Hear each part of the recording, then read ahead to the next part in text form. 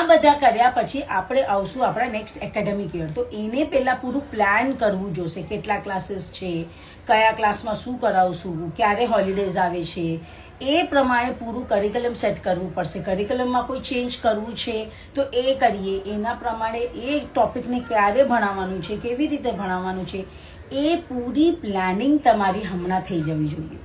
So teachers, get back to work, gear up your self.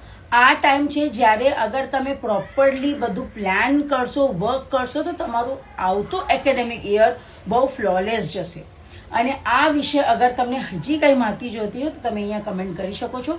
કે તમારા કંઈ personal questions હોય તો તમે મને ડીએમ કરી શકો છો. હવે આજનું અપડેટ આ છે કે અમારું જે ટીચર્સ ટ્રેનિંગ છે, જેમાં અમે ફોનિક્સ, ગ્રામર અને ક્રિએટિવ રાઇટિંગની ટીચર ટ્રેનિંગ કરાવીએ છીએ, એના નોર્મલ એડમિશન્સ તો ચાલે છે. એ તમે ક્યારે બી કોર્સ બાય કરી શકો છો. એમાં વિડીયો